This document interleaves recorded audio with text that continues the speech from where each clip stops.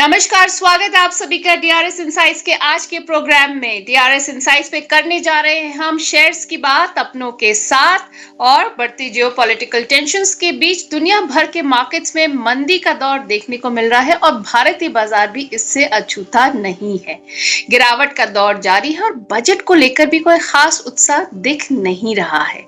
ऐसे में मंदी के दौर में कैसे करें कारोबार, इसी बात पर करने जा रहे हैं हम आज का प्रोग्राम। और हमारे साथ जुड़ रहे हैं सबसे पहले मिस्टर रचित खंडेलवाल, जो कि हेड ऑफ रिसर्च है बीएनके सिक्योरिटीज प्राइवेट लिमिटेड के। रचित जी, स्वागत है आपका डीआरएस इनसाइट्स के आज के प्रोग्राम में। मिस्टर अविनाश गोरक्षकर, जो कि फाउंडर और हेड ऑफ रिसर्च हैं अविनाश मेंटोर रिसर्च सर्विसेज के। अविनाश जी, स्वागत है आपका डीआरएस इनसाइट्स पर। एंड मिस्टर महेश ओझा, जो कि VP research and business development हैं Kantilal Chhaganlal securities private limited के। महेश जी, आपका भी स्वागत है। अब रचित जी, आपके लिए सवाल आया है मिस्टर आचार्य का, इनकी आईडी है और ये सवाल इन्होंने पूछा है। 3-4 स्टॉक्स इन्होंने लिखे हैं, उनमें से पहला है JWL, जो इन्होंने खरीदा है 420 पर। JWL and railway as a पूरा पैक हम देखें, अंडर परफॉर्मेंस का ही पूरा मूवमेंट किया है 2025 में। बट समहाउ आई बिलीव कि यहाँ से सिचुएशन अब आपको थोड़ी सी ठीक होते हुए दिखेगी एंड साइंस ऑफ इम्प्रूवमेंट भी देखने को मिल रहे हैं। आई एम प्रीटी श्योर इस पे हमारा कवरेज रहा है इन प्राइसेस पे, इसीलिए ये जो हमारे व्यूअर हैं इन्होंने यहाँ पे खरीदा है। And if he has been continuously following, तो प्रैक्टिकली हमने लोअर लेवल पे आपको एवरेज करने के लिए भी बोला था।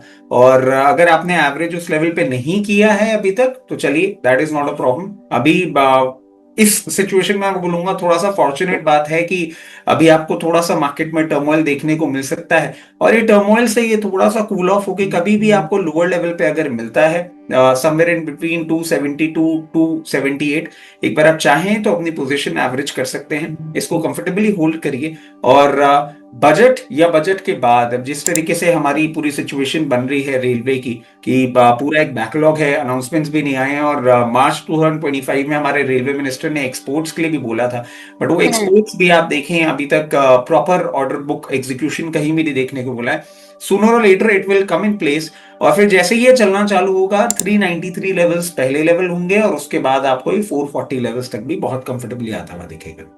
चलिए, ये हो गई JWL की बात। इरेडा इन्होंने 182 पर लिया है और SJVN 88 पर लिया है, तो दोनों पे ही आपकी सलाह जान रहे क्या करना चाहिए।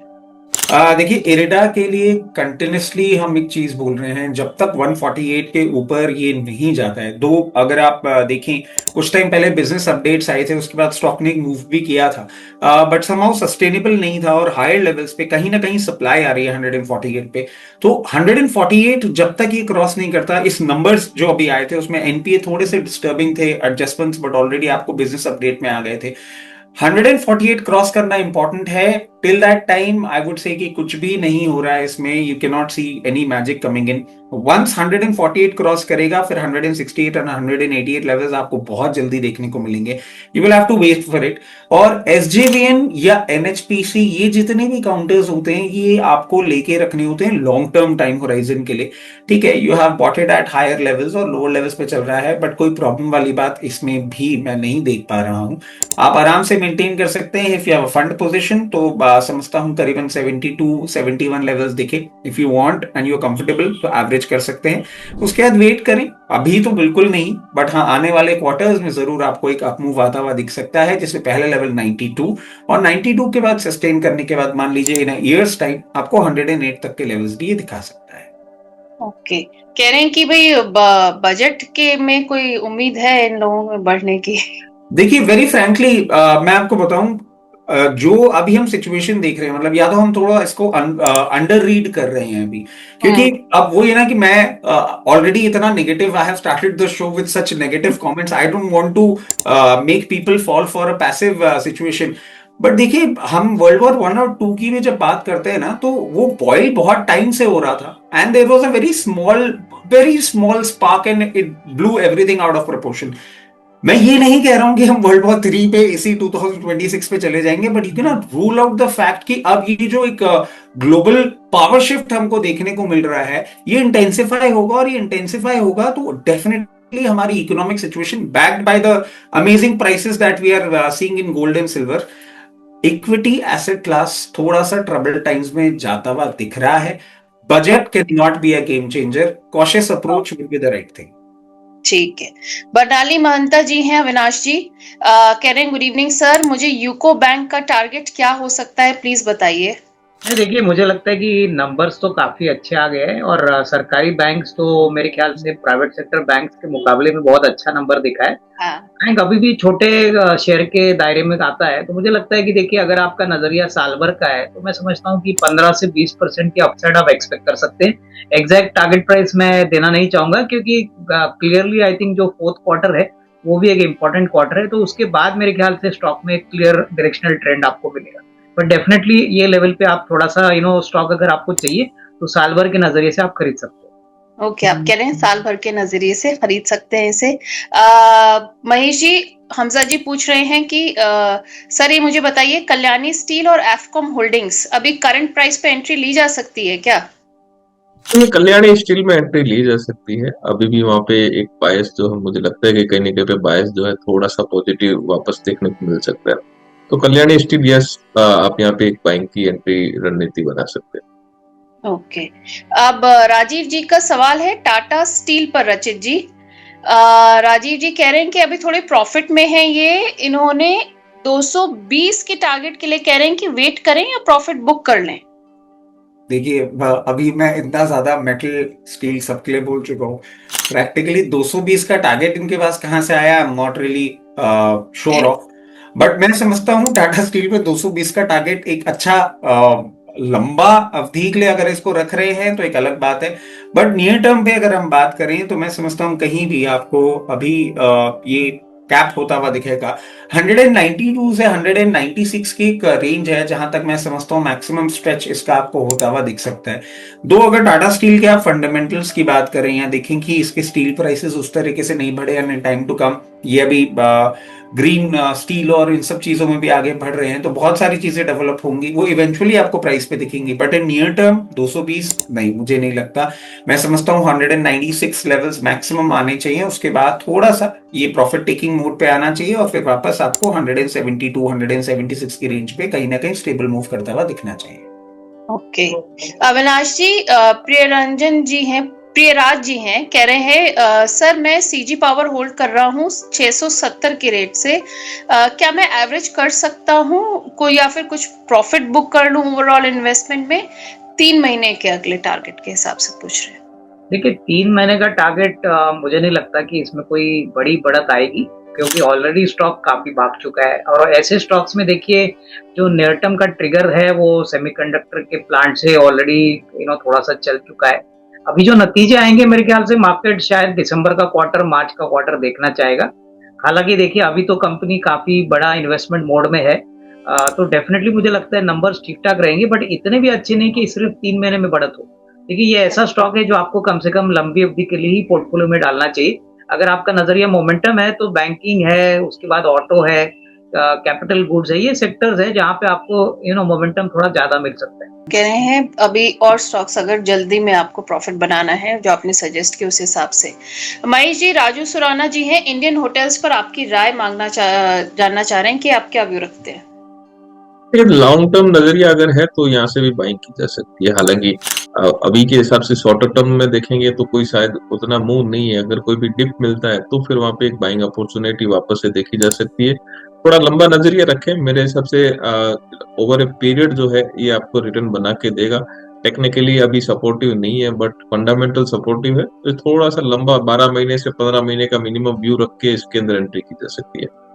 ऑलराइट, तो आप कह रहे हैं थोड़ा सा लंबा व्यू इसमें रखना ठीक रहेगा। यहाँ पर मैं हमारे दर्शकों को, जो डीआरएस इनसाइट्स के सारे व्यूअर्स हैं, उनको एक बार याद दिला दूं कि डीआरएस इनसाइट्स का मेंबरशिप लिंक कमेंट बॉक्स में पिन्ड है।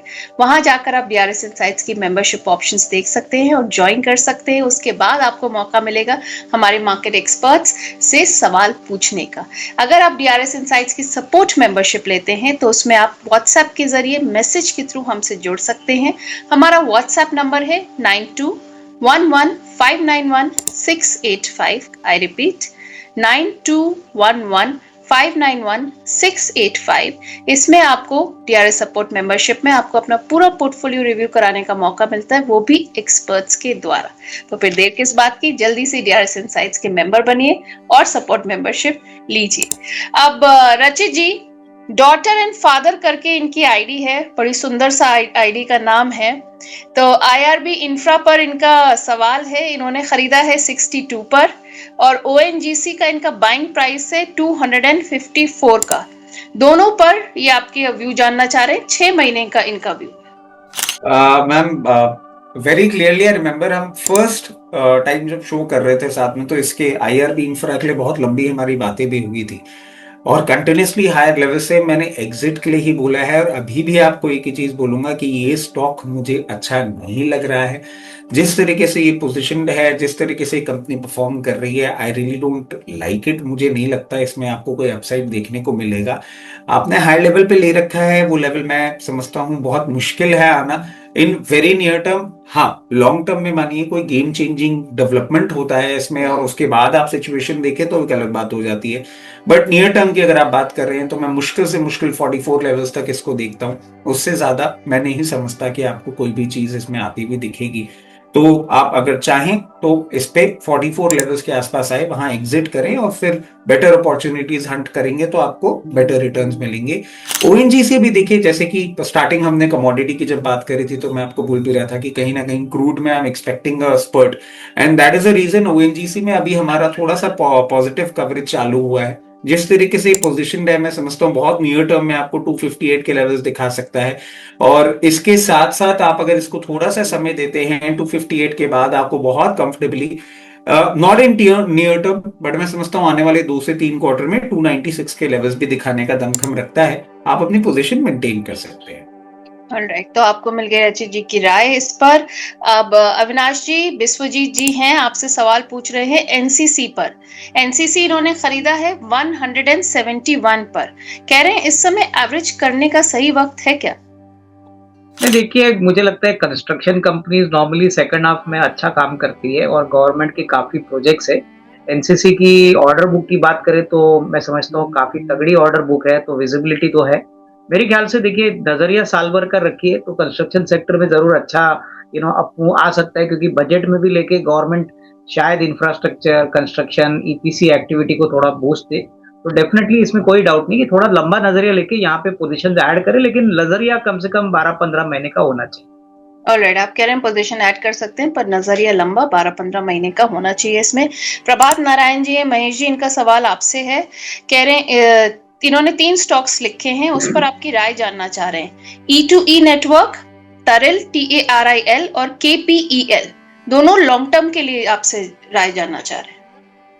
E2E की बात करें तो काफी ऊपर से बिटन डाउन हो चुका है, तो मेरे हिसाब से अगर यहाँ से अगर बाइंग करनी है तो स्ट्रगल्ड वे में बाइंग की जा सकती है। और टारिल की बात करें तो शायद इसको एक टाइम बिंग आप साइडवेज रख दीजिए, इसको थोड़ा सा टाइम दे के बाद में इसको वेट एंड वॉच की स्ट्रेटेजी रखिए। केपीएल में स्लोली बाइंग की जा सकती है।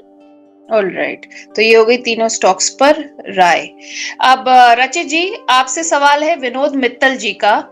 ये 3 इन्होंने स्टॉक्स दो पूछे हैं यहाँ पे, एनबीसीसी और जीआईसी हाउसिंग फाइनेंस। एनबीसीसी इन्होंने 117 पर खरीदा है और जीआईसी हाउसिंग फाइनेंस इन्होंने 181 पर खरीदा है। दोनों पर जानना चाह रहे हैं कि बजट तक क्या करना चाहिए इन्हें।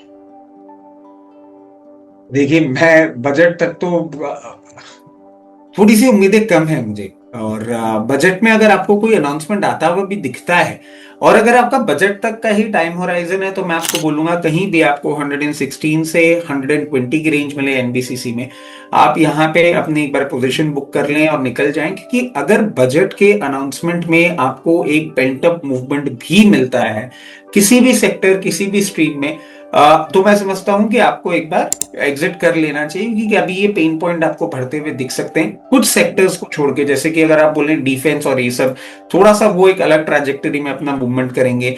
जीआईसी हाउसिंग फाइनेंस को भी आप देखें, अभी रिसेंट टाइम्स में दिसंबर एंड में थोड़ा सा एक अप ट्रेंड देखने को मिला था, बट ये अपना 200 डे मूविंग एवरेज नहीं अभी क्रॉस कर पा रहा है। बहुत ज्यादा इसमें भी आप एक्सपेक्टेशंस ना रखें। कहीं ना कहीं अगर आपको 180 के आसपास एग्जिट मिले, मैं कहूंगा बुक करें और एक बार एग्जिट करें। ऑलराइट, तो ये हो गई इस पर राय। डीआरएस इनसाइट्स के सभी दर्शक हमारे साथ बने रहें, क्योंकि डीआरएस इस प्रोग्राम के एंड में आप देखेंगे जो तीनों दिग्गज मार्केट एक्सपर्ट्स आप स्क्रीन पर देख रहे हैं, तीनों देंगे अपने आज के टॉप पिक्स। तो बने रहिए शो के एंड तक। शशिधर जी, अविनाश जी आपसे सवाल पूछ रहे हैं। ओला इलेक्ट्रिक पर इनका सवाल है। इनका बाइंग प्राइस है 42.63। कह रहे हैं काफी लॉस हो रहा है मुझे। सर 2 महीने का मेरा व्यू है, तो आपका सजेशन बताइए क्या करना चाहिए। नहीं, मेरे ख्याल से देखिए 2 महीने में तो लगता तो नहीं है कि ओला इलेक्ट्रिक आपको कोई बड़ी राहत देगा, क्योंकि देखिए मार्केट फंडामेंटल्स को फॉलो करता है। इस कंपनी की सबसे बड़ी दिक्कत है कि अभी भी लॉस मेकिंग है। गाड़ियों का जो वॉल्यूम है वो ठीक से बढ़ नहीं रहा है, और मेरे ख्याल से देखिए मैनेजमेंट ने बहुत पहले प्रोमिसेस बड़ी की है लेकिन डिलीवर नहीं किए। तो मुझे लगता है कि यहाँ पे 3 महीना नहीं, मुझे लगता है कम से कम साल भर का नजरिया रखिए, क्योंकि मार्केट काफी समय से इंप्रूवमेंट एक्सपेक्ट कर रहा है। अगले 1-2 क्वार्टर्स कंपनी के लिए काफी इंपॉर्टेंट रहेंगे, तो इंतजार करिए, लेकिन इतना शॉर्ट टर्म मत सोचिए। ऑलराइट, आप कह रहे हैं इंतजार करिए, पर इतना शॉर्ट टर्म व्यू ना रखना है। महेश जी, विजय जी हैं, आपसे सवाल पूछ रहे हैं। ये उड़ीसा से हैं। पैरादीप फॉस्फेट्स पर इनका सवाल है। 106 पर इन्होंने बाय किया है। कह रहे हैं होल्ड करें या प्रॉफिट बुक कर लें अभी। प्रॉफिट बुक कर लेना आइडियली यहाँ पे अभी ठीक लग रहा है, जिस हिसाब से मार्केट का मूड है यहाँ पे प्रॉफिट बुकिंग करना ज्यादा बेटर है। ऑलराइट, तो आपके हिसाब से ये है राय पैरादीप फॉस्फेट्स पर। अब रचित जी, शशिधर जी सवाल लेकर आए फ्रेश एंट्री के लिए। कह रहे हैं प्रोस्ट्रम इन्फो सिस्टम्स और पेस डिजिटेक। कह रहे हैं क्या अभी सही वक्त है फ्रेश एंट्री का इन दोनों में या नहीं, और 6 महीने का इनका बेसिकली व्यू है। पहले पेस डिजिटेक देख लेते हैं। 6 महीने का व्यू है। मैं प्रैक्टिकली आपको बताऊं, अब फिर मैं ये आज लगता है मेरे लिए सब कुछ अलग ही डायरेक्शन में जा रहा है, because wherever I'm getting hit, I'm hitting hard and again आप देखिए कंपनी डेटर डेज इंक्रीज हो रहे हैं, वर्किंग कैपिटल का अलग इशू चल रहा है, नंबर्स भी अच्छे नहीं आ रहे हैं, क्यों लेना है? मेरा सवाल ये होगा कि अभी इसको रहने दें। मतलब जब आपको दिख रहा है कि Reliance industries, HDFC of the world correct कर रहे हैं, वहां पे अगर अपनी वैल्यू हंटिंग कहीं करेंगे तो ज्यादा बेटर होगा। ऐसी कंपनी से थोड़ा सा दूर रहेंगे तो अच्छा रहेगा। अब अविनाश जी, किशोर जी हैं, सवाल पूछ रहे हैं ग्लाइकोल इन इंडिया पर सबसे पहले तो ये कह रहे हैं नमस्कार to all the sirs who are here, और डीआरएस इनसाइट्स का भी शुक्रिया अदा कर रहे हैं आप सबको शो पर लाने के लिए। तो thank you Kishore ji, appreciate करने के लिए। अब अविनाश जी, ग्लाइकोल इंडिया इन्होंने 1088 पर खरीदा है, तो क्या राय रहेगी इनको?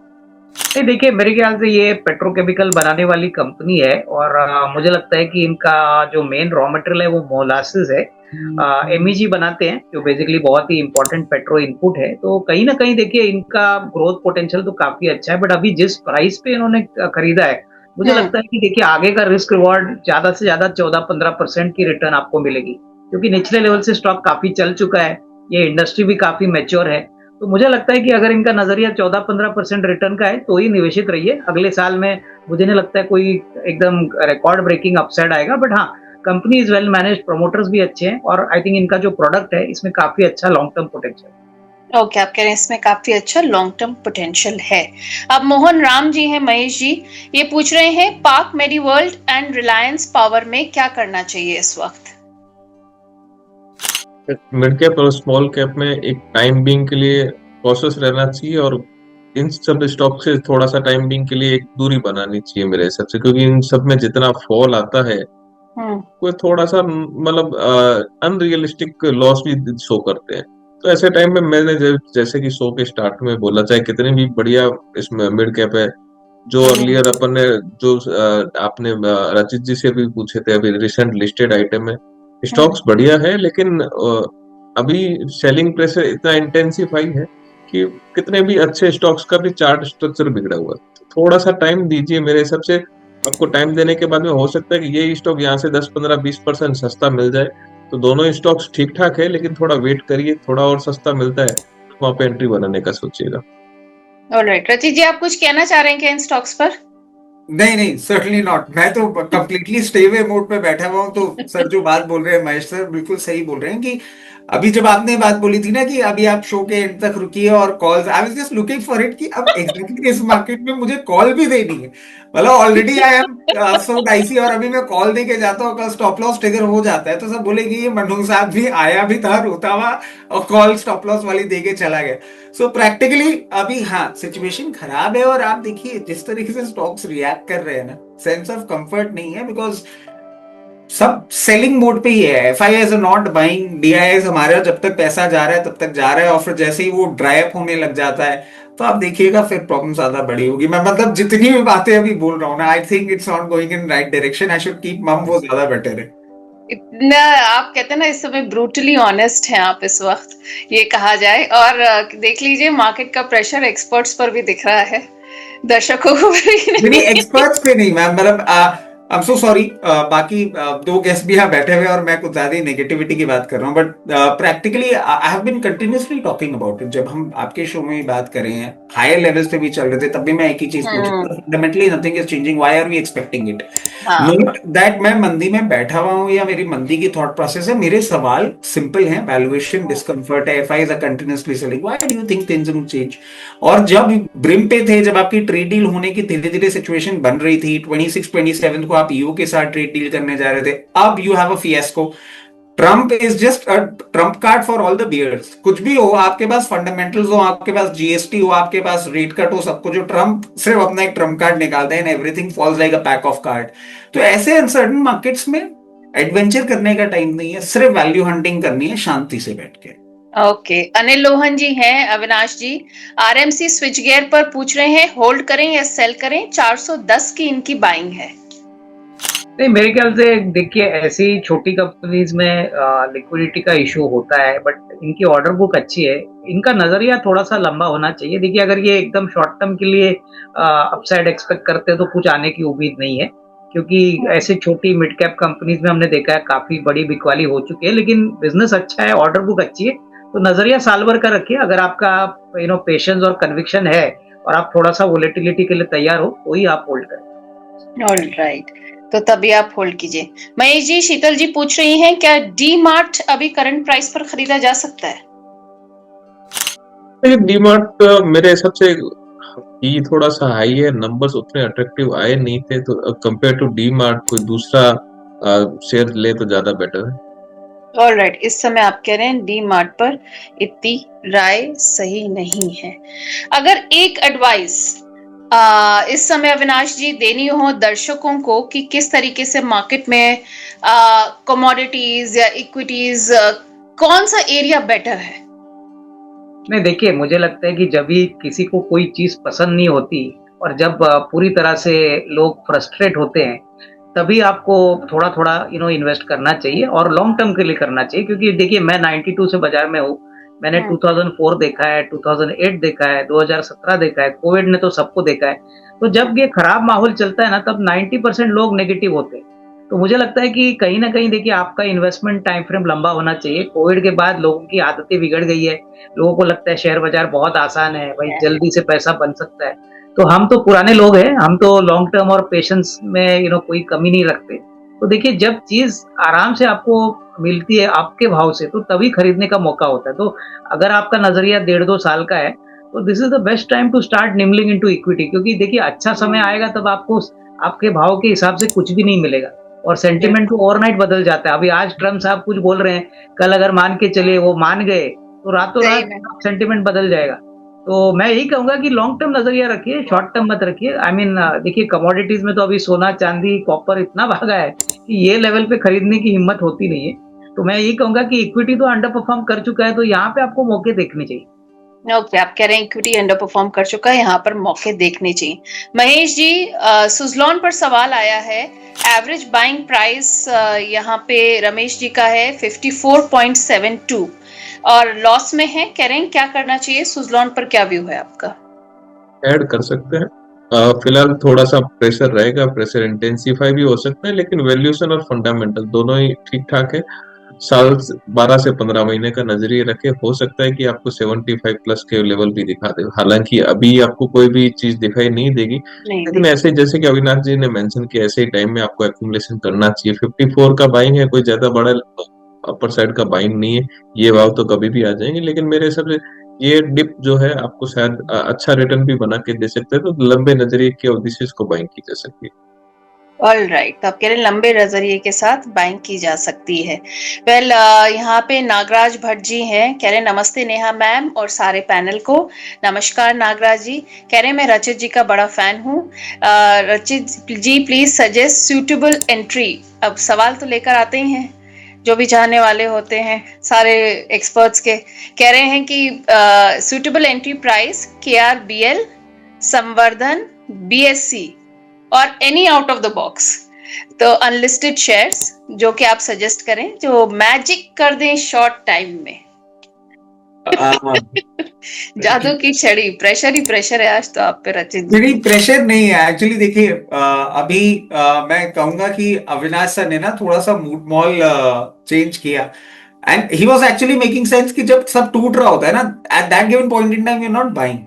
अब प्रॉब्लम क्या हो गई कि आप अगर वैल्यू हंटिंग कर भी रहे हैं और आप वो एडवाइस भी कर रहे हैं ना, और वो वहां से 5-10% टूट गया, तो उसके बाद ये होता है क्या बेकार आदमी कुछ ही बोल के चला गया, वो एक चीज हो जाती है। और वही कहीं ना कहीं जो एक ऐसा एक ट्रोलिंग वाली बात होती है, तो वी प्रेफर की we keep away from space of advising. KRBL आप देखिए अच्छा स्टॉक है, और KRBL का आपको बताया मैम, सबसे बड़ी फनी बात ये है कि ये जब भी यूएस की तरफ से कुछ आता है ना, ये टूट जाता है। और लोग बोलते हैं कि बासमती एक्सपोर्ट और ये सब, रियलिटी ये है कि KRBL का मेजॉरिटी बिजनेस यूएस की तरफ से आता ही नहीं है। It just happens to be like this कि हाँ ठीक है सब पिट रहे हैं, ये भी पिट जाता है। और KRBL की अगर आप बाइंग की बात कर रहे हैं इन लेवल्स पे, क्योंकि KRBL पे हमारा कवरेज भी रहा है, इन लेवल्स पे मैं आपको कहूंगा एक स्टैगर्ड मैनर में आपको बाइंग करनी है। यहाँ पे आप थोड़ा सा लेंगे और थोड़ा सा आप लेंगे अगर ये आपको 298 लेवल्स पे मिलता है। बट अगेन अविनाश सर की बात ही मैं रिपीट करूंगा कि लेंगे सिर्फ तब जब आप इसको समय दे सकते हैं। शॉर्ट टर्म के लिए कुछ भी नहीं है मार्केट में।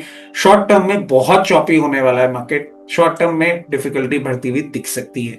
जहां तक बात है BSC की, देखिए अभी एक हायर लेवल से करेक्ट कर रहा है, और आपको ये बहुत कंफर्टेबली आने वाले समय में लोअर लेवल्स में देखने को मिल सकता है।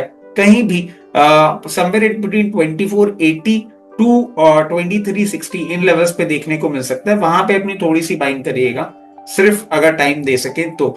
ये दो स्टॉक्स मुझे ठीक लग रहे हैं, इन दोनों पे आप बेट कर सकते हैं, बट टाइम होराइजन लंबा। छोटे टाइम होराइजन के लिए मैं दोनों से ही दूर रहने के लिए बोलूंगा।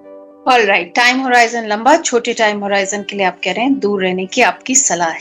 आप यहाँ पर DRS इनसाइट्स के दर्शकों का इंतजार हुआ खत्म। हम लेने जा रहे हैं आज की हमारे सारे दिग्गज मार्केट एक्सपर्ट से उनके आज के टॉपिक्स। तो सबसे पहले मैं शुरू करना चाहूंगी अविनाश गोरशकर जी से। अविनाश जी, आज DRS इनसाइट्स के दर्शकों के लिए आपके टॉपिक्स कौन से रहेंगे?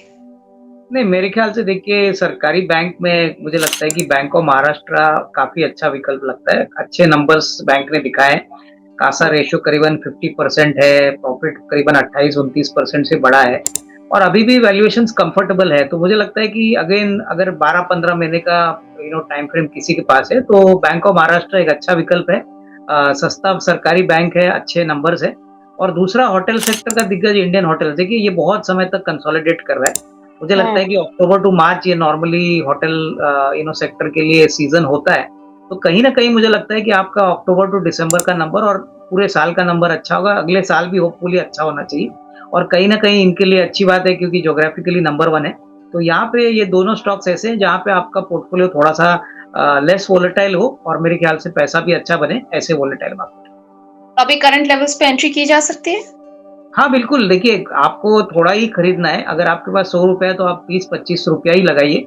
ये थोड़ा सा, ये इसलिए मैं कह रहा हूँ क्योंकि मार्केट किस प्रकार से मूड लेगा पता नहीं, बट आई थिंक आप 20-25% खरीद लीजिए। थोड़ा सा और गिरता है तो और खरीद लीजिए, ये आपके थोड़ा सा पोर्टफोलियो को सुधरेगा। ऑल राइट, आप कह रहे हैं आपके टॉपिक्स में स्टैगर्ड मैनर में इन्वेस्ट किया जा सकता है। महेश जी, अब मैं आपसे पूछती हूँ DRS इनसाइट्स के दर्शकों के लिए आज के आपके टॉपिक्स कौन से हैं? अभी स्मॉल कैप में सब डरे हुए हैं, तो स्मॉल कैप में से एक पिक लेंगे। सेजिलिटी इंडिया जो है जी, वो एक फंडामेंटली भी ठीक लग रहा है स्टॉक्स, और 52-53 की रेंज में ही काफी दिनों से ट्रेड कर रहा है। ओएफएस भी आया था नीचे लोअर लेवल में, तो ओएफएस का भी क्वांटिटी ऑब्जर्व हो गया मार्केट के अंदर।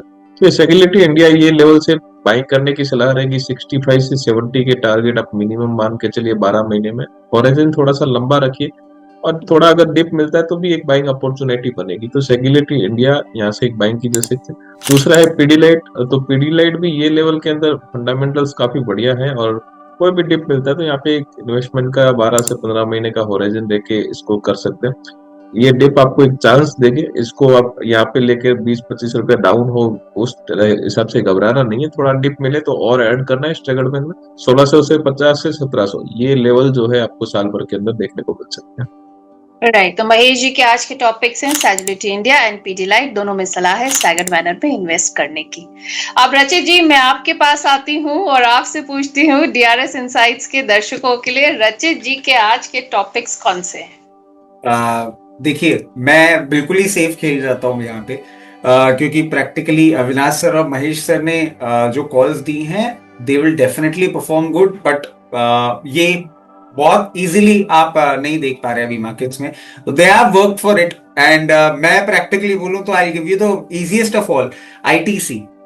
And when I say ITC, I have a very simple reason behind it कि जितना आपको पेन पॉइंट इसमें दिखना था गवर्नमेंट की तरफ से वो बहुत हद तक आ चुका है। और कहीं ना कहीं देखिए, एक और कोरिलेशन मैं आपको निकाल के देता हूँ।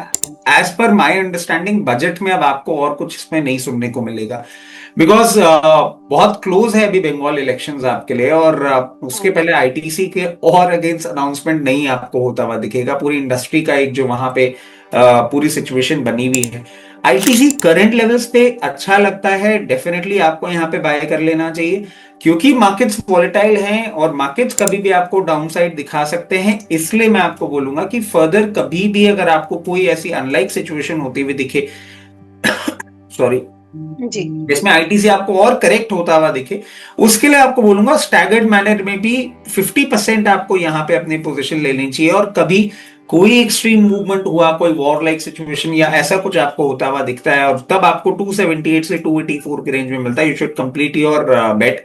फिर आराम से आप इसको होल्ड करिए, और जैसे ही आप देखेंगे ये अनसर्टेन टाइम्स जाते हुए आपको दिखेंगे, सबसे पहला लेवल 380 का आपको आता हुआ दिखेगा, और 380 के ऊपर सस्टेन करते हुए back by good quarterly numbers आपको वापस 446 लेवल्स तक ले जाता हुआ ये दिख सकता है।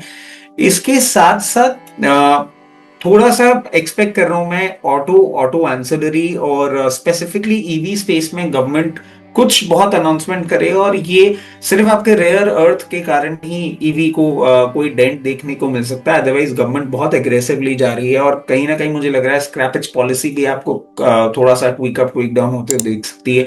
And this is completely dependent upon indigenous demand, बहुत ज्यादा एक्सपोजर नहीं है। जेबीएम ऑटो होगा वो दूसरा स्टॉक जिसपे मैं आपको बोलूंगा कि आप अपनी पोजीशन बना सकते हैं। इन लेवल्स पे ऑफ हाइज ट्रेड कर रहा है, बीच में दिसंबर में एक मूवमेंट भी किया था, बट फिर से कूल ऑफ हो गया है। बट स्टॉक फंडामेंटली बहुत अच्छा है। आप देखें कि स्टेट इलेक्शंस या उसके बाद भी अभी गवर्नमेंट के आपको पूरे ऑर्डर्स भी आते हुए दिखेंगे इलेक्ट्रिक बसेस के, और अभी बहुत ज्यादा पोटेंसी है इस पर्टिकुलर स्टॉक और कंपनी में ग्रो करने की। तो मैं समझता हूं इन लेवल्स पे आप जरूर इसमें बाय कर सकते हैं। किसी भी एक्सट्रीम सिचुएशन में अगर आपको ये 524 लेवल्स पे मिलता है, वहां पे पोजीशन आप अपनी इंक्रीज कर सकते हैं। और उसके बाद जैसे ही रिवर्सल देगा, सबसे पहला 680 and in time to come back by good numbers आपको 780 तक के भी लेवल्स दिखाने का दमखम रखता है। ऑलराइट, तो रचित जी के आज के टॉप 2 पिक्स हैं आईटीसी और जेबीएम ऑटो। अब 2 सवाल मेरे पास और अभी बचे हुए हैं हमारे मेंबर्स के।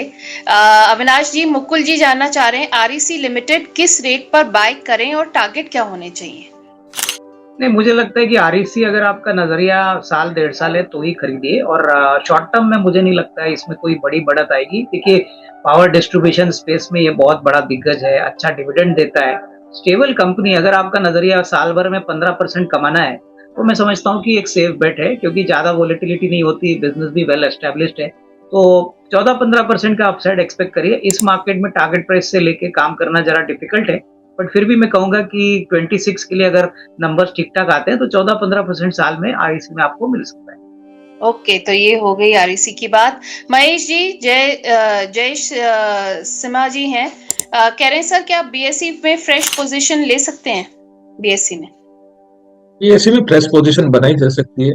थोड़ा सा स्ट्रगल्ड वे यूज करिए, अभी थोड़ा सा डिप अगर मिलता है किसी कारणवश तो डिप को यूज कर सकते हैं। ये भाव से कंसोलिडेशन काफी दिनों से हो रहा है, तो मेरे हिसाब से थोड़ा अगर कोई भी डिप मिलता है किसी कारणवश तो वापस से पोजीशन ऐड की जा सकती है। लेकिन पोजीशन बीएससी एक हाई वॉलेटाइल काउंटर है, तो पोजीशन का परसेंटेज जो है थोड़ा सा डाउन साइड रखना नॉर्मल मार्केट के कंपैरिजन।